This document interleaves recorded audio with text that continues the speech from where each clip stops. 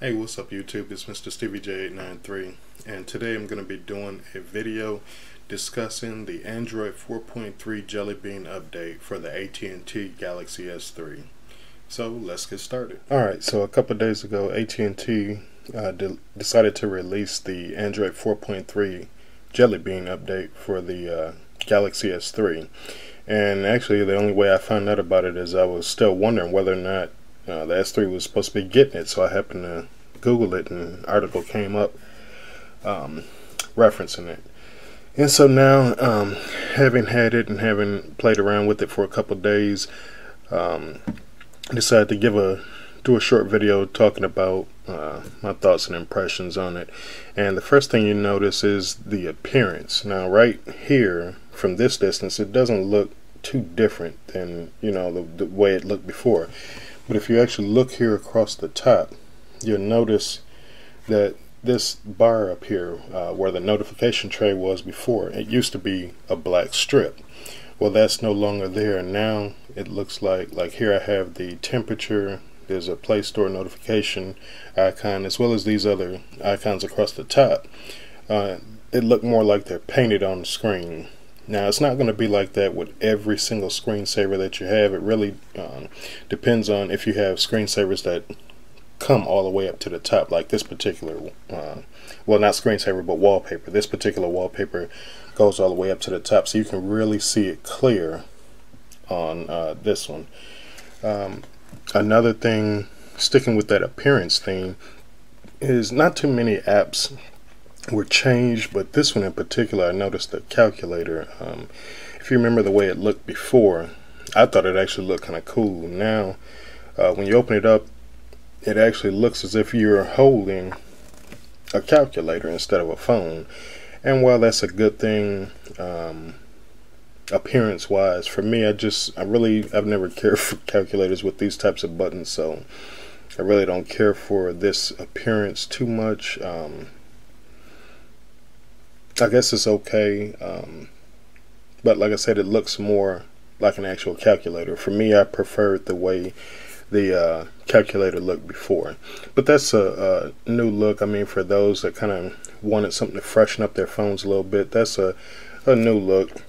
I'm not going to dog it too bad. I mean, it's not too bad. It does make the phone overall look like you're holding a calculator instead of a cell phone. And that's a good thing. So that appearance wise has changed. Another thing I noticed, and I'm not sure if it was like this before on the Android 4.1.2 update, but when we got the Premium Suite update, we were able to get the multi-window function over here, which is great. But now you're actually able to edit which apps you want in your top lineup. So I put YouTube and Chrome. I mean, those are two things that I use a lot on this phone. So you're able to switch certain apps in your lineup. Now, all of the apps are not available for this. Things like the S Memo and things like that, that's not available. Calendar is not available. So unfortunately, you're not able to put those in there. But simply the way you do that is you press Edit down here at the bottom, and you just long press whichever app you want to move, and you can move it over here and then adjust the order of it. So like I said, I can't remember if that was actually given during the 4.1.2 Premium Suite update. I know we got this feature, but I don't know if we were able to edit it then. But I noticed that now the next thing, lag, and actually there is no lag even after receiving the 4.1.2 update, my phone was still pretty laggy. I mean, there were times where you could go to swipe the screen and you would see noticeable lag. I mean, really bad. After downloading this particular update, about the first minute or two, I was swiping and there was a little noticeable lag, but after it kind of settled and seated itself, this thing is ridiculously fast now. I mean, there's no noticeable lag or anything on it. Another thing that I noticed, and I don't know, I'm sure these two are working together, but with this update, as well as if you have the Chromecast app received an update, so now the overall Chromecast works a whole lot better. I noticed I was playing it yesterday, and I had issues with it before where my Chromecast would occasionally freeze, or you'd have that issue with it buffering. Now it doesn't do that at all. When you press pause, it stops. When you press play, it plays. I even had an issue where one time the Chromecast dropped. The video was still playing on the TV, but the Chromecast dropped. And so what I did was I was able to log back onto Chromecast and then adjust the video. I was able to stop. Once I logged back on, I pressed pause, the video stopped, and everything went right back to normal. So that's just something I noticed. Like I said, I'm sure maybe it has something to do with the 4.3 update as well as the Chromecast update. Maybe they're working together. I don't know. Again, going back to updates, when you pull down your notification tray, you notice that it's slightly different. One of the things for me I was hoping to get was a mobile data toggle. If you watch my other video on the Premium Suite update, you'll know that during one of these updates my mobile data toggle disappeared off my phone. When I first bought the phone, it was up here, you were able to use it, and for some reason it disappeared. I've always had the Wi-Fi, but my mobile disappeared, so I had to download this app here called Notification Toggle in order to use a mobile data toggle. I was hoping with the Jellybean update they will put that back in there. Unfortunately, they didn't. But anyway, going into your toggles here, you'll notice that you have a whole lot more. You've got Wi-Fi, power saving, screen rotation, sync, multi-window. Those were there before. Airplane, GPS, mute. Now you have screen mirroring, S-beam, NFC. Hands-free mode was there before. I believe Smart Stay, Bluetooth, and blocking mode were there. So they've added toggle for S-beam, screen mirroring, and NFC. And then you can also edit these to list them in whatever way you want to. And the way you do that is you simply press that edit button, and then once it brings this screen up, you can just long press whichever toggle you want to move and slide it up or adjust it. So that was a really nice look there. I was able to get some toggles that I want laid out the way I want them laid out. Another thing that I noticed, going into, say for instance, the email, well, there's two things about this here. First of all, if you notice, the email app has been redesigned. It looks more like the Yahoo Mail app or the Gmail app, and I like it now. It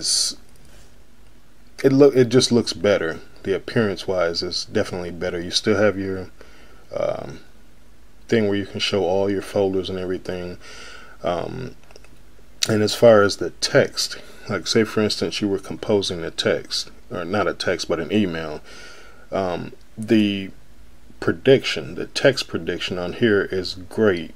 Before, there were a lot of mistakes that would be made that would send your your messages, they would be worthy of going to the DYAC website to be posted. But now I've had it to where I was typing messages and literally the next word that I was thinking to type was listed, so that the text prediction on here is really good. The mail app, like I said, is pretty good. So both of those things have been greatly improved. With regard to the camera, there have been no new updates for it. I mean, when you pull your drop down menu, everything still stays the same. Now, I know a lot of people were having an issue with the flash. The camera flash will flash whenever they get an email, and I can deal with that in a second and show you how to shut that off. The button to do a reverse angle on your camera has changed, but that's about it. Now also, your settings has changed a little bit too. Now things are laid out by section. So if you look at this first section here, it's connection. So that deals with your Wi-Fi, Bluetooth, your data usage, NFC, and all that type of stuff. and like I said, it's broken down by different categories. So this first section here is your connections, and that's similar to how it is on the Galaxy S4, and I believe the Galaxy Note 3 is that same way. Next, you have things that are on your device. Now, speaking of that, for those of you that are having that issue where the camera flash is flashing every time you get an email, all you have to do is come on here, go under My Device, come down to Accessibility, tap that, and then scroll down to where it says Flash Notification. It says camera light blinks when you receive a notification. If you don't want that, make sure that box is unchecked. If it's already unchecked, check it and then uncheck it, and then it should work just fine. Now coming out of there, you've got your accounts. This lists all the accounts that you have on here, and then here you've got more. You've got your location services, security, your application manager, battery status. Everything is kind of broken down now by area. So I thought that was really good too. And like I said, there's no apparent lag or anything on here, and it just makes your phone almost feel like it's a better phone, a brand new phone. So, you know, at this point I was seriously considering the Galaxy Note 3, but I don't know now. I mean, I'm still considering it, but I don't know, this software update is a whole lot better, and it's good to see how far Android has progressed. I've been using Android smartphones not that long. I mean, really since Froyo.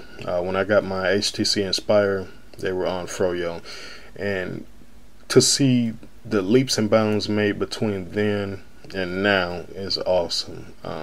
Yes, I still use some Apple products. I just don't use an iPhone or anything like that, but I was kind of at the point to where I was considering making that switch. But like I said, considering the changes and the upgrades that Android has done to their mobile operating system is remarkable, and it does, you know, kind of give you hope to stick with what you already have. Alright, so this has just been a short video showing some of the updates and changes that I've noticed since the update. If you guys have noticed any more, leave a comment down below and let me know what you think of the new update. Do you think it's made the phone better? How has it impacted your phone? And if this video has been a help to you, share it with others, hit that like button, and please do subscribe. Thanks, and see you later. Peace.